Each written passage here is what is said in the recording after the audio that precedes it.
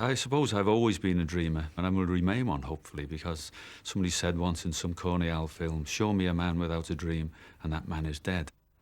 Shine your light against the dark. Stand upright and make your mark. Do your best wherever you may be, and shine your light for me. Marvellous, lovely person, loveliest singer I've ever heard in my life. As well as being a beautiful songwriter, he's a great singer, and the one thing he has got is charisma. Fantastic, couldn't beat him. There's not another man like him in all the world. When you know the song has been written by things that he has experienced in life.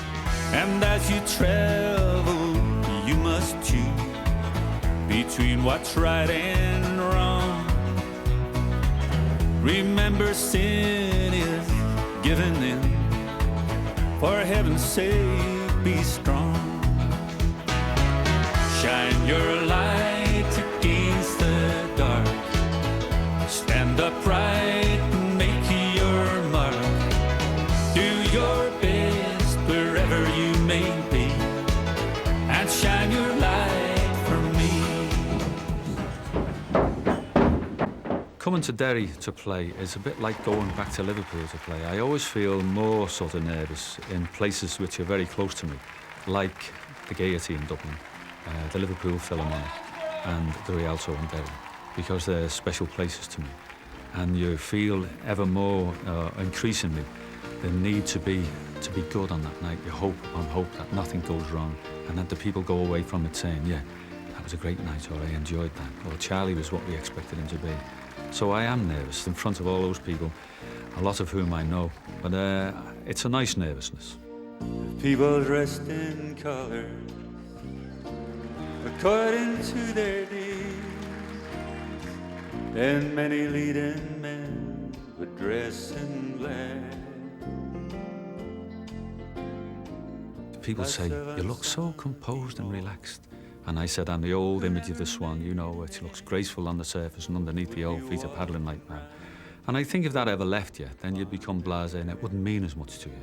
I love what I do very much, and I still get nervous because I'm concerned about giving the very best for the people who've done so much for me.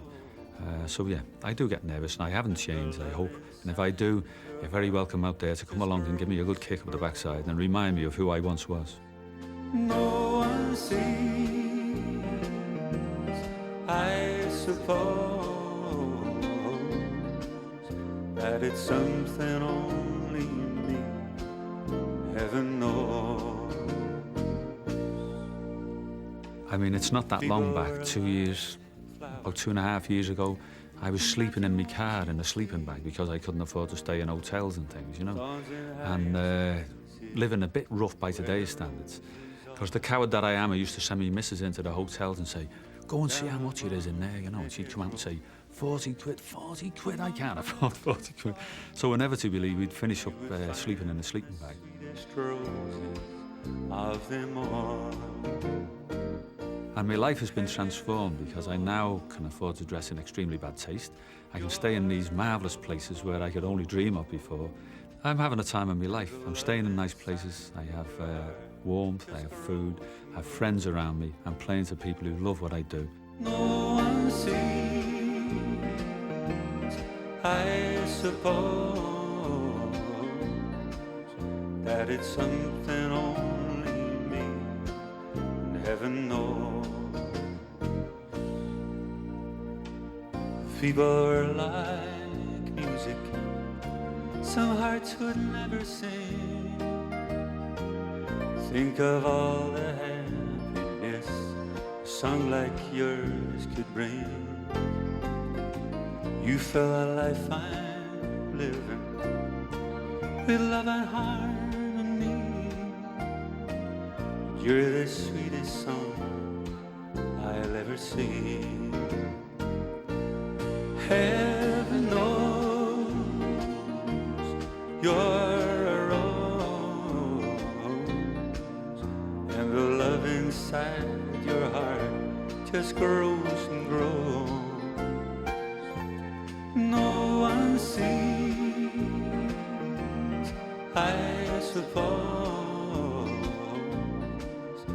that it's something only me and heaven knows.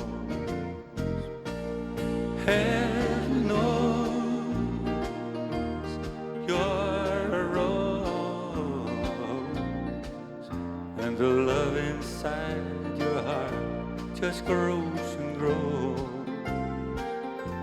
No one sees, I suppose,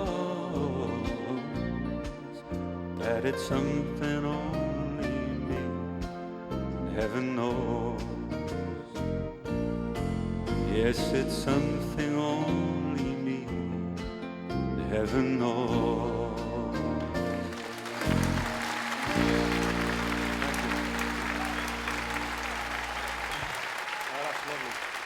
Thanks very much. I've had long hair since I was a small boy, and then had it trimmed occasionally to sort of try and make myself look a bit more presentable. Somebody said to me once, "Do you think your long hair, Charlie, has anything to do with your sort of belief?" And I said, well, in all honesty, maybe something stems back to my old childhood, and perhaps it's a sort of inner yearning to be a bit sort of biblical. I don't know, you know, I've never really researched it. I know there's a bit of the owl hippie in me, you know. Life is leading us to different places. When you're gone, I don't know what I'll do. I'll learn to smile at other faces, but part of me will always be in love with you. I come from a rather large family. I'm the youngest, believe it or not. I know that's hard to believe, but I'm the youngest of a family of 11. And 2 of them had died before I came on the scene. And my mother's first husband drowned in the dock. I think he fell off something and banged his head on the way down. And my father took the family on when they were all on the floor, 6 children, very small children. So he was a very brave man because he didn't really have much of a job in those days. And I was the youngest, so I was well looked after, you know, and cosseted by the whole lot of them. Will always be in love with you. Part of me will always be wherever you are, wanting you so. Although we're apart, part of me will never let your memory get very far away from me. You'll always be in my heart.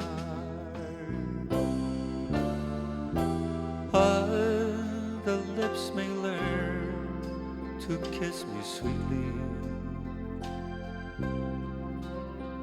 and darling, when I find somebody new,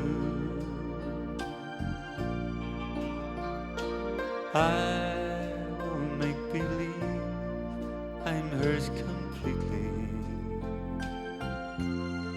But part of me will always be in love with you. Part of me will always be wherever you are. My father was, he had some form of an illness where he couldn't sort of work at a regular job. So his only form of income, he was a bookies runner in the days when it was illegal.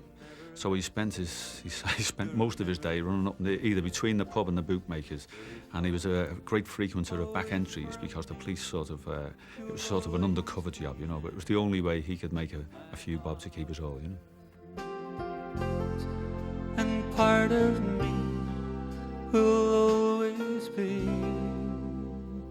in love with you.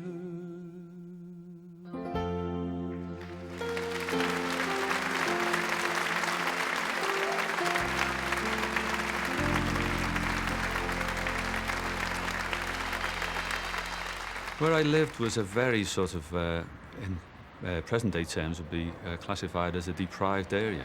From my front window, the scene was the oil terminal, the docks, the dumps, the coal wharf, and the railway lines. And it sounds horrific, but in fact, my childhood was idyllic from my point of view, because it was a secure environment. Everybody lived in the same places for year after year. I was surrounded by music. We had a house full of animals. We had hens in the back. We had a duck at one time. I had a monkey from West Africa. We had birds from all over the world. And in fact, I was probably quite well off to the other kids around about, because my brothers would bring me back things from abroad. You know, they were all seafarers, and they would come back with the first jeans I'd ever seen. I had the first jeans in Birkenhead, you know, so I felt a very privileged boy. They brought me back all these treasures, as I saw them in those days, from various parts of the world. And they spoke. I have photographs of different parts of the world. They'd bring back and say, Charlie, this is Sydney, this is West Africa, this is America or whatever. So I had this glowing vision of what it must be like, because I had guitars, guns, jeans, and all these things from all over the world, and these pictures that they painted, and also the music that they brought back. Someone else what makes me grin. The situations where I just can't win. I say you.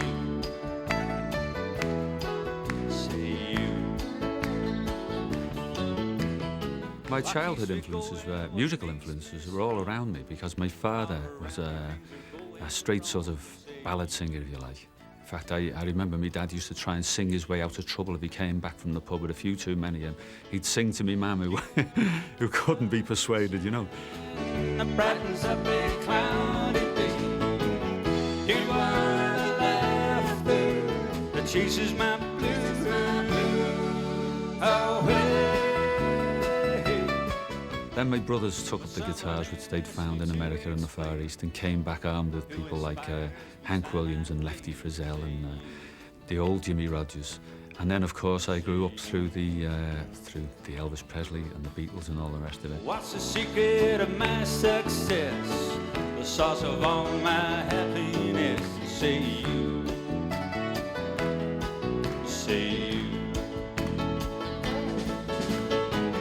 You are the sunshine that brightens up a cloudy day. You are the laughter that chases my blues away. My father said I used to sing myself to sleep when I was about 3 years of age. And I remember my first musical recollection was sitting on his knee at a wedding and singing, you take the table and I'll take the chairs, you know. So I was surrounded by it all of my life, and I think we had the first radiogram. We were quite posh in those days, you know. In our Docklands Road, we had the first radiogram, and I think the first record we ever got was Nat King Cole singing Mona Lisa.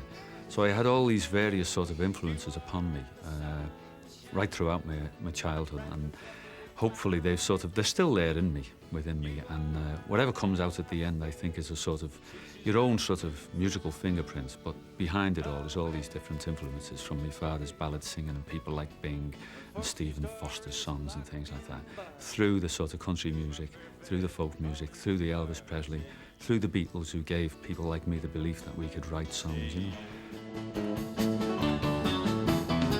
Who builds the bridges for me to cross? Who gives me words when I'm at a loss? You say you. Say you. Say you. I say you.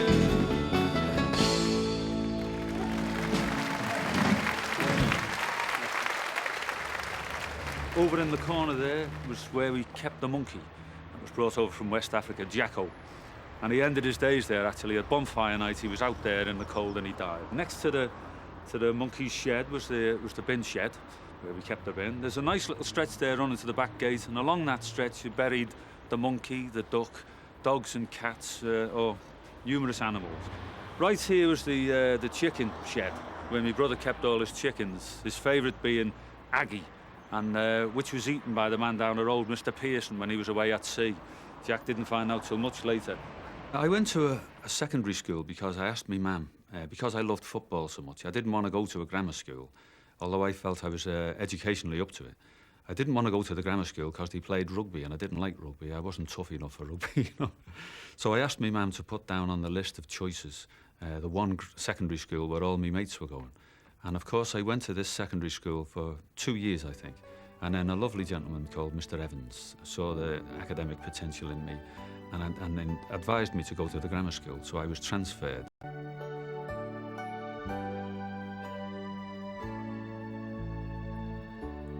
All I own, everything I do, I would surrender for one more tender night with you. My mother died when I was 12 years of age, which was a huge blow to me because she was the sort of stable centre of my life and she was always there, and I came from this huge family. So when my mother died at 12, I don't think I quite recovered from the blow for a long, long time. And then the family, who were much older than me, began to marry off. So whereas I lived in this very big, happy home with lots of people and lots of animals, it began to dwindle till in the end there was hardly anybody left. I live and breathe your memory every day. I'm so afraid in time will slip away.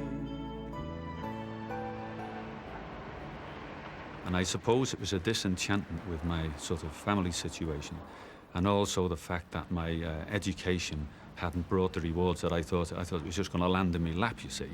So I thought, well, you know, I become disenchanted, and I thought, well, where else can I go for sort of recognition? And the only way I could turn was to the sort of local youths, if you like, and the sort of the way they behaved. And I sought credibility amongst those by, unfortunately, doing the very wrong things, you know, and that, which I'm much ashamed to say I did, but it's the truth. That's what I did. I broke into places like picture houses and little kiosks and things where nobody seemed to be, there seemed to be no marks of humanity at all. And I stole foolish things like cigars and biro pens and ridiculous things. I think I did it for attention and purely for excitement. Right here is the dog's kennel, Rex, my old Labrador. And this is where I used to keep my stolen booty, you know, my big biro pens and my box of Black Magics and stuff like that. And I used to sleep in there when they locked me out trying to teach me a lesson. And if it rained, I used to be wet from the knees down, you know. And my number was up one day when Rex betrayed me desperately because he came out with the box of big biro pens, followed by a box of Black Magic, and spotting him from the window was my sister-in-law, Pauline. So my number was up, and finished up in Walton Jail for about 2 months when I was about 18.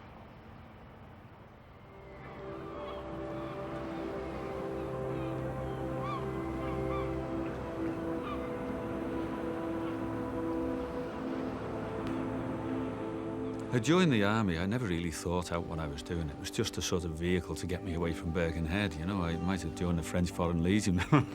It was just something to do to get me away. I never thought of the possibility of ever killing anybody.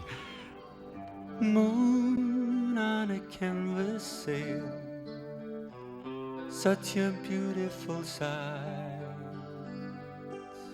When I left the army, I returned to Birkenhead and still jobless. And I went into, I did all sorts. I was railways, worked on the railways. I was a navvy. I worked in the flour mills. I was a grocery store manager. I was a quality control engineer. Bluffed my way into most of them. Deep in my soul I can hear the song of the ocean. And all the way along the line, this persistence was nagging away at me about this belief, you know.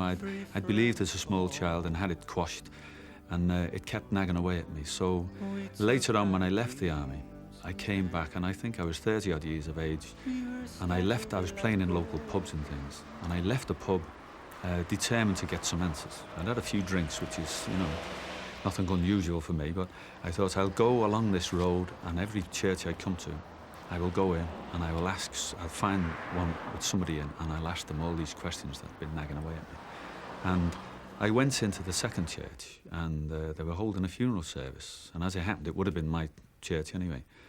And the man who was conducting the service, he came out to speak to me for a minute or two and he said, "What is it that you wish to ask me?" I said, "Well, I have a number of questions." And he said, "Well, Charlie," he said, and I did admit that. I said, "I've had a few drinks, but I'm serious, you know." And he said, "Well, come back Friday night and I'll talk to you for as long as you wish." And of course, Friday night I'd sobered up, you know. So I found it very difficult to go along, but I did go. And he disarmed all of my answers, an incredibly clever and kind man. And he's since passed on. And then the next week, he couldn't keep me away there on in. And that was, I think, the turning point. I'd found my way back home, you know. No time at all, and that's all it took for me to find an answer in your love and love. I never thought I'd ever fall, but then you came along, took no time at all. And I know all the local lads because I know all the thieves and all the scoundrels and scallywags, and they're still friends of mine back home. And they would all say, "Charlie's gone all religious, you know. He's gone off his head, you know what I mean? He's done this sort of thing before. He'll come back, you know." And thankfully, I never did come back. You know, but I still haven't lost those friends because when I did go to the church, I said to the man there, the vicar there, I said, "This doesn't mean that I have to shun all of these people that are friends of mine." And he said a lovely thing. He said, "No, Charlie." He said, "You don't shun anybody. You go anywhere in the world," he said, "but you keep your sign and your symbol," he said, "and your standard is up there on the cross." He said, "So keep those friends. Go wherever you wish, but never lose sight of your standard." That time was not about to change its ways for me. Time turned me bitter, time turned me cold. You put the sweetness back, turned my grave to gold. In my profession, it's not particularly fashionable to admit to a belief of any shape or form, because the current trends are to sort of, to my way of thinking, to be as vulgar, as crass, as sort of anti-authoritarian and all the rest of it as possible. I don't subscribe to that view, and lots of people will slam and condemn me for it.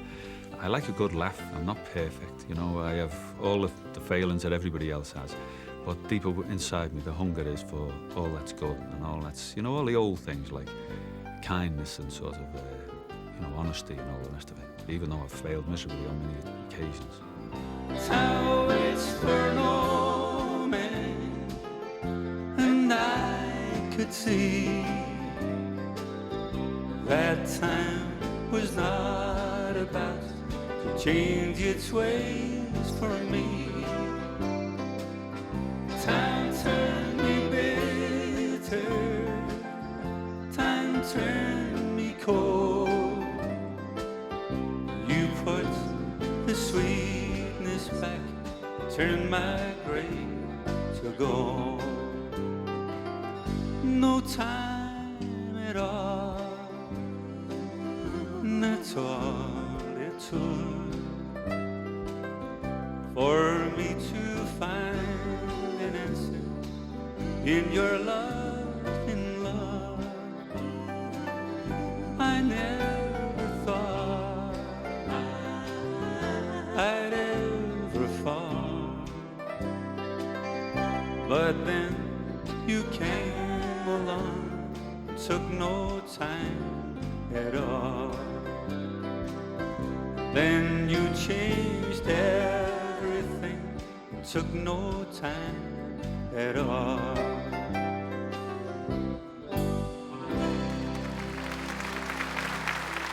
Went back to Navvying, and I thought, well, I can't spend my life being a navvy, so what can I do, you know? And somebody said, "Charlie, why don't you go into teaching?" And I thought, oh, that's great, you know. So I went and applied for teaching and was absolutely overwhelmed when they accepted me. and I was taken in, and my life was totally transformed. Friday I was on this jackhammer knocking a road out, and Monday afternoon I'm listening to Mozart, you know, and I thought, this can't be bad at all. You know? And then I was a teacher for 14 years, and although I didn't really enjoy my teaching, my heart was always in the music, and I did all of the jobs I did purely to sustain my family. Although I didn't enjoy it, out of those teaching years came some of my best songs. My wife said to me once, if you'd never have taught Charlie, you would never have written My Forever Friend. So I think, well, the Almighty knew exactly what he was doing when he put me there. Everybody needs a little help sometimes. No one stands alone. My Forever Friend came about very simply. My sister wrote to me a card, and she's forever sending cards when it's not your birthday to tell you she loves you still, you know. She's one of those nice, soppy people, you know, lovely person. And on the bottom of this card, she'd written, to Charlie, my forever friend. And I thought, that's a great title for a song. And at that particular time, I was writing a school assembly on friendship. I thought, great, I'll write this song for a child to sing and devote it to the ultimate friend, the good Lord Jesus Christ. Let me tell you of mine. He's my forever friend. My leave me never friend. From darkest nights to rainbow's end. He's my forever friend. Wrote the song, and I accompanied a young lad, strangely enough, called Paddy. Not many of them in Birkenhead. And this lovely character stood up in front of the school. I played the guitar and he sang. The teachers are in tears. And what's happened to that song is amazing. It's now played in churches, at funerals, at christenings. It's been a great sort of comfort to people in hospital. And it's been incredibly good to me. And the good Lord has taken that sort of simple song, as I always called it, and brought great consolation to many people. Even when I turn away, He cares for me. His love no one can shake. Even as I walk away, He's by my side. With every breath I take. And sometimes I forget Him. My halo fails to shine. Sometimes I'm not His friend, but He is always mine. He's my forever friend. My leave me never friend. From darkest night to rainbow's end, He's my forever friend.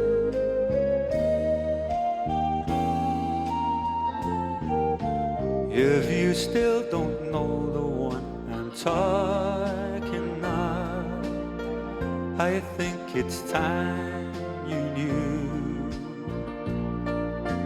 Long ago, far away upon a cross,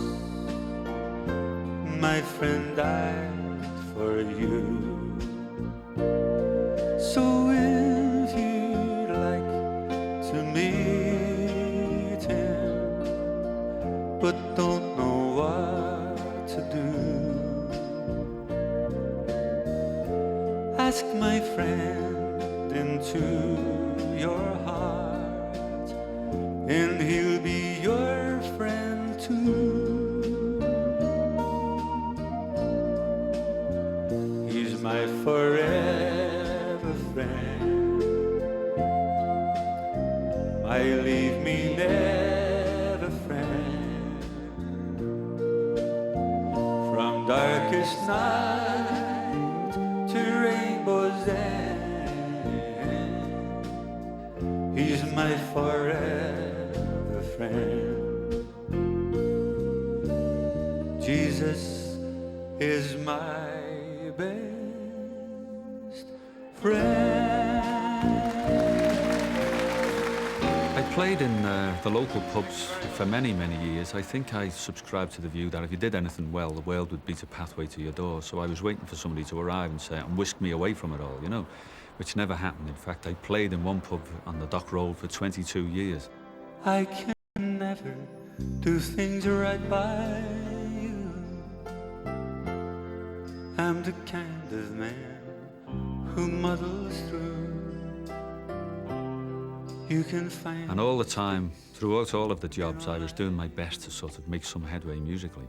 And I started to write because although I'd always loved poetry and literature and language and songs, I didn't really have any faith or belief in myself as a writer. But I thought, well, perhaps if I can write a half-decent song, then somebody's going to take some notice of me, you know. And then they'll say, well, this lad can play a bit, he can sing, and he can write a song, you know. So I started to write. When I'd arrive home, I'd have my tea, I'd watch the news, lie on the couch for half an hour, then I'd disappear up into my bedroom, and I'd write, and hope upon hope that this recognition would arrive. All my life, all I own, everything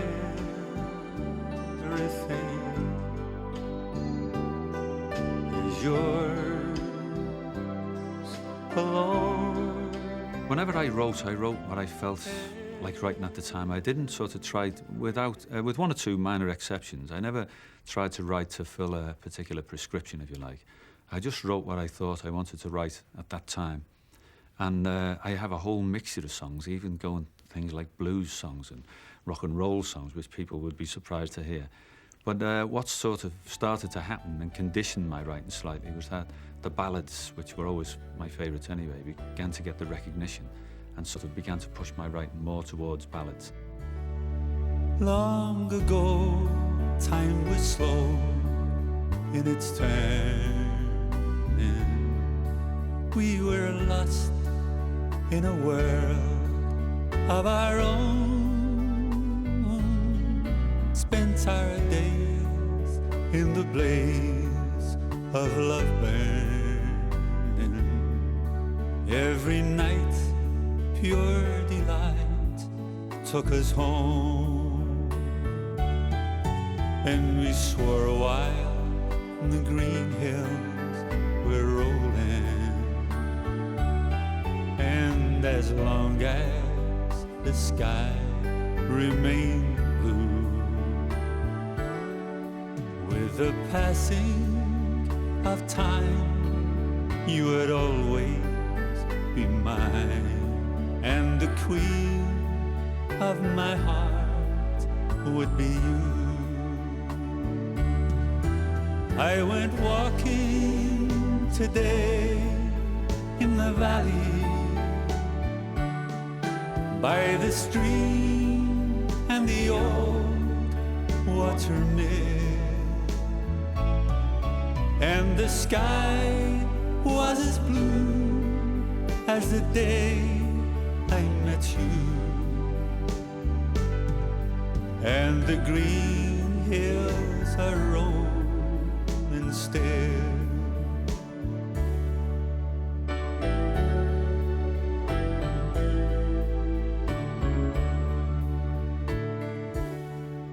Passing years brought the tears and the memories, changed so slowly from gold into blue. All your love turned to stone, and you left me alone, with a heart that's still crying for you. Lots of pages have turned since I lost you, but old memories remind me and you of the hills and the sky and the love that won't die. in a heart that belongs to you. I went walking today in the valley by the stream and the old water mill, and the sky was as blue as the day I met you, and the green hills are rolling still, and the green hills are rolling still.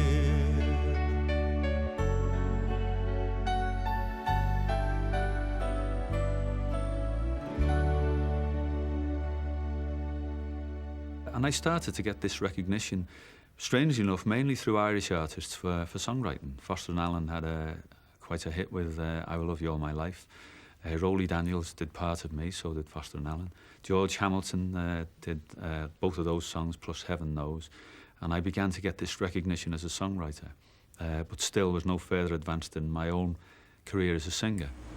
And I played the thing, and it was an album called Songs from the Heart. And my trusty Indian companion, Sean Coyle, used to work with me, and I said, have a listen to that, Sean, that guy is really good, you know, and I thought he had something. So we should play that. So that next morning we played the CD, and I noticed the wee lights flickering, you know, and this doesn't happen very often when you play a piece of music, you know, people don't really care. So Sean was behind the glass, and I said, what's all that about? He said, people are wanting to know what that is. I said, really? Yeah, I was at school and I got this call. Somebody said, a fella called Jerry Anderson wants to interview you up in the north. So I rode my bike home, got half an hour off school and rode home and did this interview with Jerry Anderson, who he said he'd been playing me. He just pulled my CD out of a pile, played it, and got a reaction to it up here in this very area. And then people sort of rang in and said, Jerry, if you like Charlie Landsborough so much, why don't you put him on the show with you on the telly? So he invited me over, and I did the Jerry Anderson show. Then we brought him back again, and then he sang, What Colour is the Wind? And then the people went crazy. What color is the wind, Daddy? Is it yellow, red, or blue? When he's playing with my hair, Daddy, does he do the same to you? It happened to be my birthday, and that night a friend of mine came in, a fellow singer-songwriter, and said, Charlie, I've got a great title for you. A little blind child was overheard saying to her father, what colour is the wind, Daddy? And I thought, that's beautiful, you know, that's so poignant. But it's a very daunting task to try and write a song with so great a title. And I tried simply to put myself into the place of the little child and think of other things that child might say. Tell me something of the sun, Daddy. Is his smile so very wide? When he sees what people do, Daddy, does he find a cloud and hide?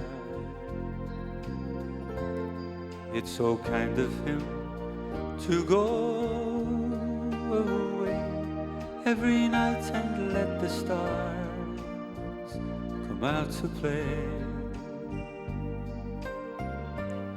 Will you tell him rain or shine? He's a friend of mine.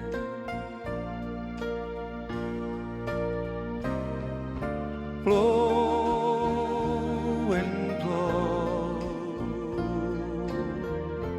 wild and free. My daddy says you're a lot like me. And watching that very night was Pat Kenny. And Pat Kenny said, I want that fella for my show. So I did the show with Pat. And unfortunately, although he got a great reaction, I had no product to follow up that sort of success. And I went back home, and that was the end of that.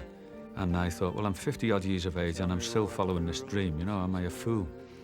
And I'd recently been praying, saying, you know, listen, Lord, I don't understand you, you know. Everywhere I turn, I seem to walk into this brick wall, you know. And the gifts you've given me are all musical. Why did you give them to me? Why didn't you give them to somebody else if I'm not to use them, you know?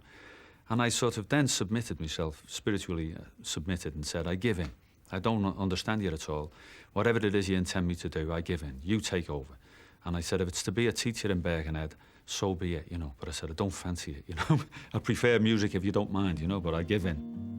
But my favorite color has to be the color of your love for me. And Daddy, I've been told that love is always gold. Blowing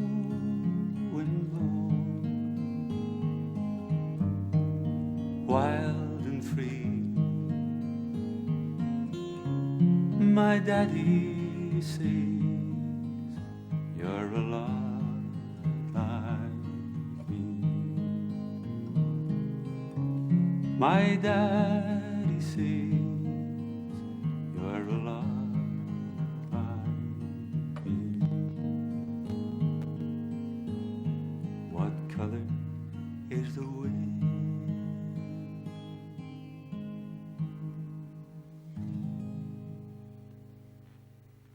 And the following day, out of this dejection, the old spirits re-emerged, and I thought, what can I do? Instead of moping here and feeling sorry for myself, what can I do positively? So I thought long and hard, and I thought, phone Pat Kenny. So I phoned the Pat Kenny show and said, I believe there was some interest in having me back. If there is, I'd love to come. If there isn't, I understand. And the girl said, Charlie, we've been trying to get hold of you since September. Can you come this week? Well, I look forward to hearing from you tomorrow. Thank you very much. God bless you. Cheerio. And following me was the Irish lottery, so all of Ireland was watching. So it was a marvellous slot to have. Had this great weekend, great reaction, went back home and thought that's another happy sort of memory to keep. To be greeted by my son on a Friday afternoon to tell me from school, he said, hey Dad, you're in the Irish charts. And I said, oh, he said, you're that honest? And I said, 98, am I? He said, no, you're number 2. And I couldn't believe it. And the following week I was number 1. And that totally transformed my life. I never stopped running since.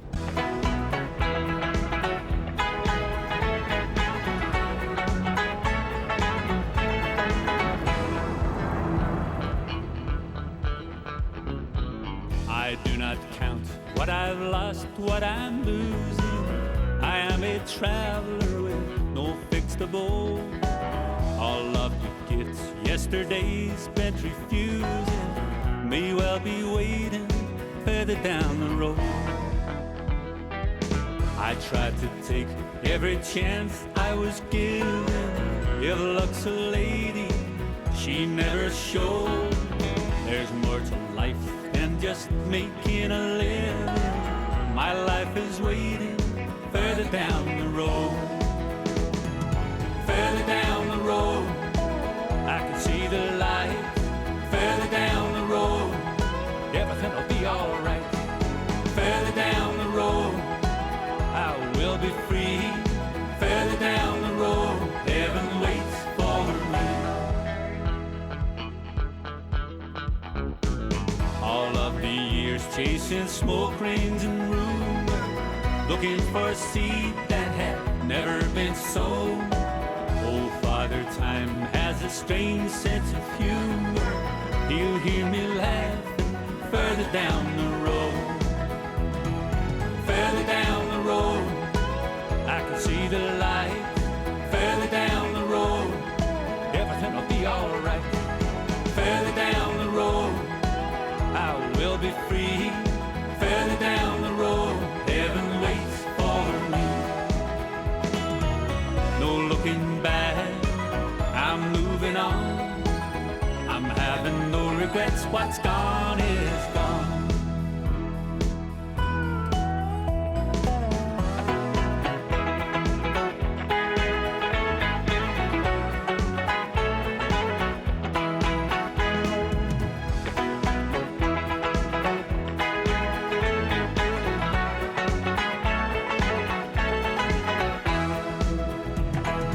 Further down the road, I can see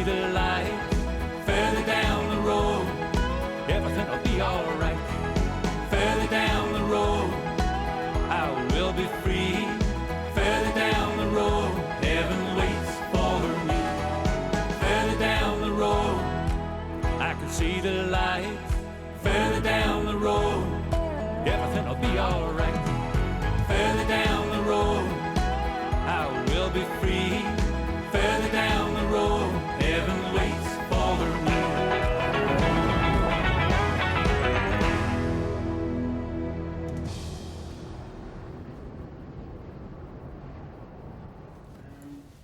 It's funny me, you know, putting these socks on, like, and thinking back, and people always say, why do you take your shoes off? And it all started, like, if you remember, like, a long time back, when I used to play a set of bass pedals with my feet, and because I was too mean to pay a bass player, started playing the bass pedals with my feet, and I couldn't do it with a pair of shoes on, so I started taking my shoes off to play the bass pedals. And of course, I had to get some decent socks then, you know what I mean? All the holy ones had to disappear.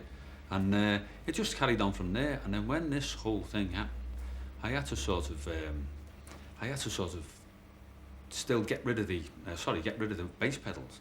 And of course, although the bass pedals went, the habit didn't. So I still kept taking my shoes off, and people remarked upon my socks, you know. In fact, it was funny, I think when I first started playing the bass pedals, I used to get people coming in the pub and watching, and they'd sit like this all night. So everybody remembered me feet and me socks, but nobody knew anything about the rest of me, you know. And I was playing in the pub. I also remember playing in the windmill, where it had on the wall, it said there, every Sunday, Charlie Landsborough, and some local wag had written underneath, with 2 veg and potatoes, you know. But when I was playing there this very day, like, I took my shoes off as usual. And as you saw, you know, as you stretch your feet, sort of thing. And as I stretched my foot, my big toe shot out, you know, the big hole in my toe. And by the end, the whole talking point of the day, nobody remembered anything I sang, but they always remembered my big toe, you know, my sock, and my foot sticking through and all the rest of it. So it's amazing what has a great sort of impact upon people, you know, what they remember. Great.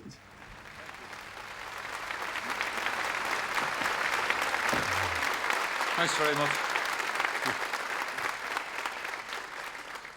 Well, it's great to be back here. I have mixed emotions about being back here because I've had some marvellous times here, and it reminds me of a saying, because every time I came here, I went back about a week later than I expected, you know. And Hamish Imlach, who was a great Scotsman, said, which sort of typifies the way I felt when I've been here, he said, do you know what? He said, I must be allergic to leather. And he said, what do you mean? He said, well, every time I wake up with my shoes on, I've got an headache. And I've woke up with my shoes on a few times here, you know. The thing that you see, the essence of it is that he's a very good communicator. He's got a way of using very short, very simple words in combinations and shapes, which can give great meaning in very, very few words. And I think audiences immediately latch onto that communication skill. And I got 2 birthdays. I had Mrs. Mary Richmond, who's 60 on Sunday, and Jennifer. So I'm really going to embarrass the both of you now. I'm going to play this for you. Better get my guitar on. Happy birthday to you. Happy birthday to you. Happy birthday, dear Jennifer. And Mary. Happy birthday to you. Thanks for sharing it with us. I mean, you can talk about charisma, you can talk about magic and all those sort of words which are, you know, showbiz words, shall we say. But in this day and age, I think people, you look around you, whoever you talk to, people are looking for something that is away from what they've got. You know, some people turn to religion, some people turn to food, whatever it is. But often you'll find people are looking for something. And one thing I think there's a great lack of in this world is niceness. Charlie, could you please read this out at your concert? It means so much to me, to a very special friend, Mary Boyle. And it says, you have a way of doing things with a very special touch. That's why it's such a treat to say, I love you very much. You're 1 in a million, Mum. Well, you're 1 in a million, Mum. Love you lots. Patricia, Caitlin and Cara. I think that's right. Thanks, Charlie. Well, I did it for you. My favourite Charlie song actually is a song from the new album, believe it or not. No one's heard yet. A song called It's Raining Outside. I think it's absolutely beautiful. I actually think it's a song off his latest album, which is called It's Raining Outside. And there is just something about it which gets me. There's just got exactly that kind of simple combination of words with great meaning and that great gentle feel and touch of sorrow that Charlie seems to be able to do so well. And I think he's got all the ingredients just about right in that particular song.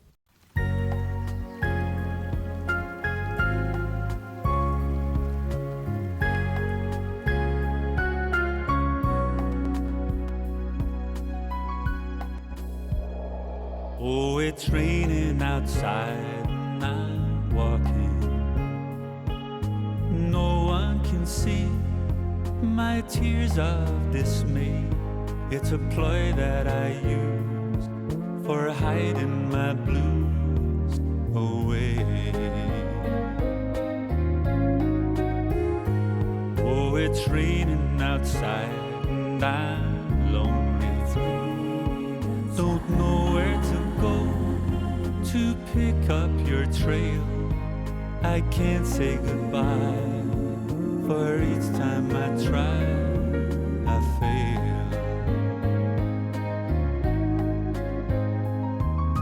Mother of all my sorrow, where are you now? Why did you leave? How can I face tomorrow with this old broken heart in my sleeve?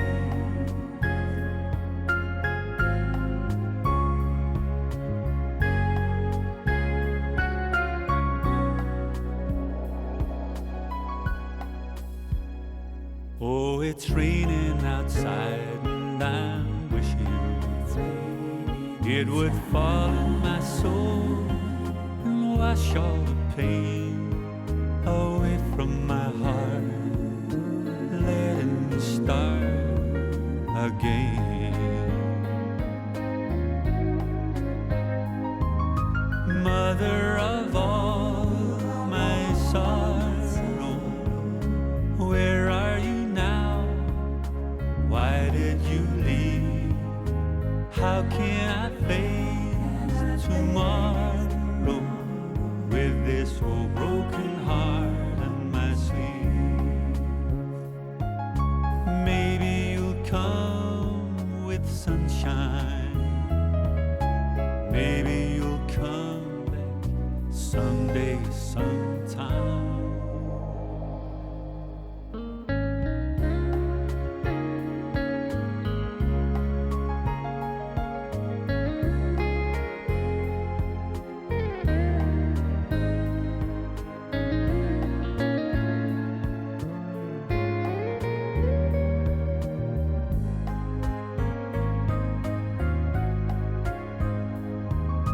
Mother of all my sorrow, where are you now?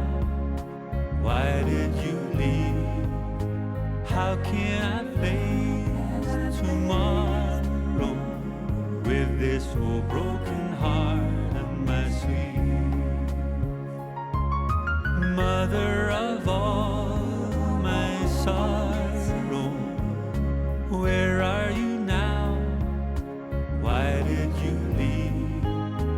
How can I face tomorrow with this old broken heart in my sleeve? Oh, it's raining outside. Oh, it's raining outside. Oh, it's raining outside.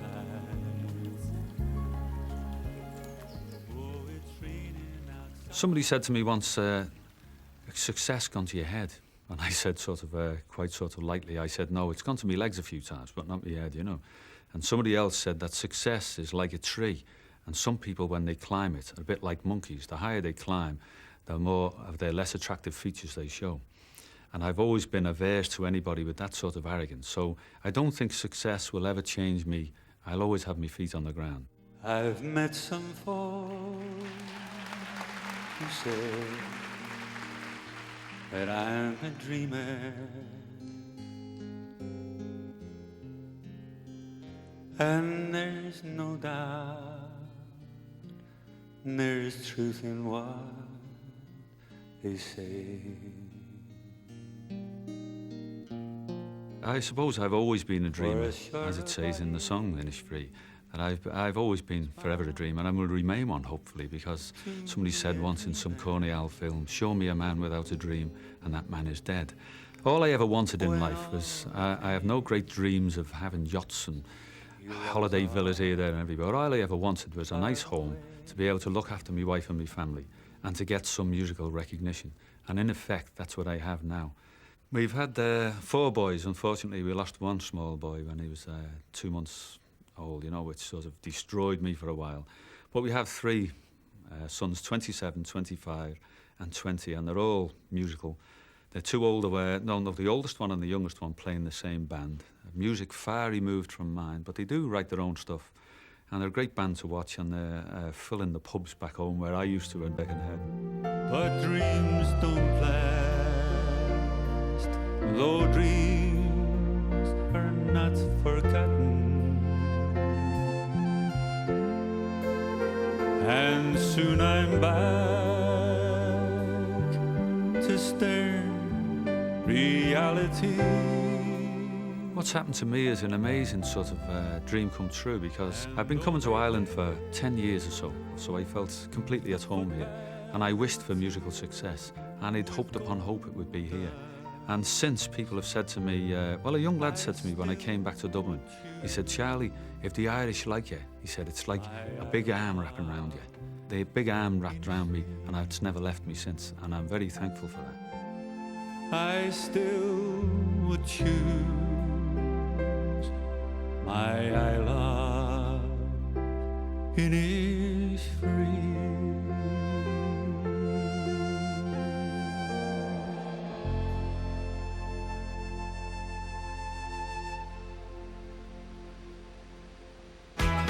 My father said that kindness is the light of God in man.